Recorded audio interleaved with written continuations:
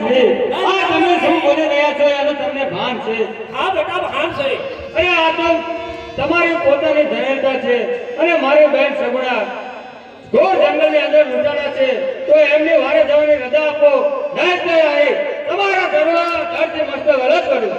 અરે બેટા રામદેવ, કઈ એવી ઘનતા છે કે હાથે મીંડો બધો અને અંક ઉપર પીઠી ભરી છે તો હું તમને કેમ જવા દઉં? અરે નથી જોતો મારે આ મીંડો બધો હાથ. નહીં બેટા રામ નહીં.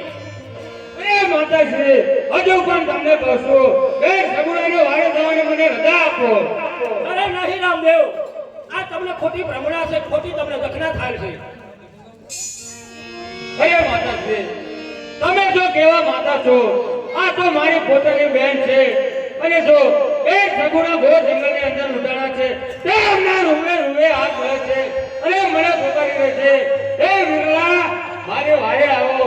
મેં બેન સગુણાને જોયા 20 વર્ષો વીતી ગયા છતાં બેન સગુણાએ આ પોકરણ ગઢો જાણ કે પાછળ જોયો નથી. તો અત્યારે મને આ અડધી રાતે બેન સગુણાને વારે જવાની રજા આપો. અરે બેટા નહીં, તો તને રજા તો નહીં આપું.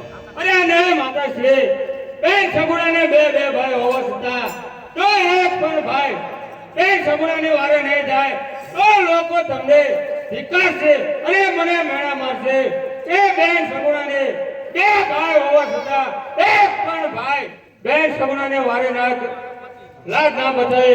જેથી કરી માતાશ્રી મને બેન સગુણાને વારે જવાની રજા આપો. અરે નહીં બેટા રામ નહીં. અરે લાય તો તને હું નહીં આપું, કારણ એની માની મમતા તો માં જાણે છે.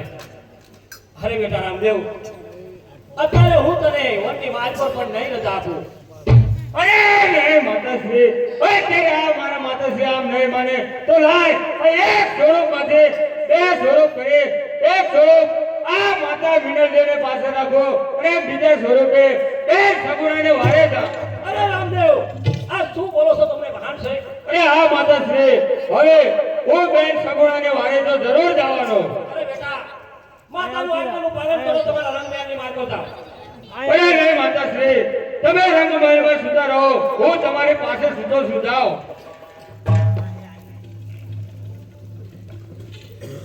તો લાવ અત્યારે આ એક સ્વરૂપ માતા વિનરદેવને પાસે મૂક્યો અને બીજા સ્વરૂપે બેન સગુણાને વારે જાઓ.